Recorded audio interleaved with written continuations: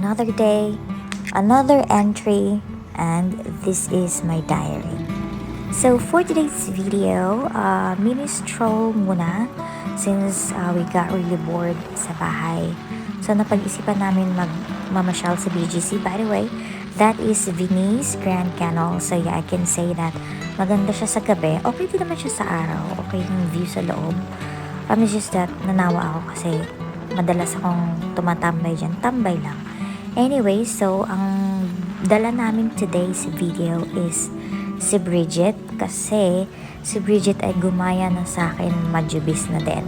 And also, syempre, Zonky is going to si Zonky ang magdadala sa amin kung saan man namin gusto. Anyway, so balak namin pumunta sa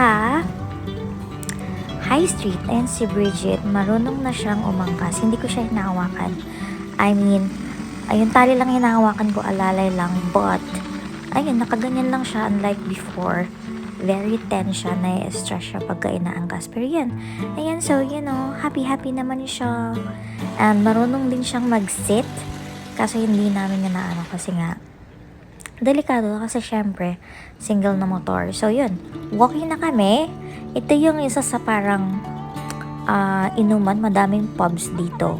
But, hindi ko pa na-try uminom dito. Never have I ever had. But yeah, madalas na dadaanan to, especially kapag bibili kami sa Starbucks. Kasi ito yung may Starbucks na may drive-thru na 24 hours. So, yun. And there's Bridget. Bumibili pala kami ng patatas, french fries sa potato corner.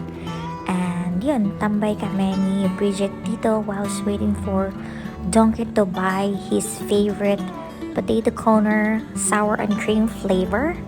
And of course, dito pa din yan sa BGC. Ayun. So, yan kami dalawa. Natatawa talaga ako sa aking clog shoes or tinatawag nilang clog slippers. So, yun. And nakakapagano, no, yung mga damo sa probinsya, as in literal na damo na walang value sa probinsya, ginagawa nila ditong pang, alam mo yun, pang landscape, tama ba? Landscape. Yeah, ito Carabao grass. Hindi, kalimutan ko kung ano yung tawag dun sa kanina. As in yung mga damo sa bundok, sa bukid na wala tayong pakialam, na ginuguna pa nga natin. Alam mo yun? Mahal pala dito, binibili yan. Yung tinayuan ni Bridget, mahal yan. At per centimeter yata ang benta. Ito din, alam mo, sinusunog lang yon. Ito, kalimutan ko ang tawag dyan. Basta, damo lang to sa atin sa probinsya. Pero dito, Holy Grail yan dito. Yan yung mga main na pang landscape. Ayan, damo-damo dyan sa baba. Ayan, may pussycat, cats of BGC. So probably I'm gonna make videos as well.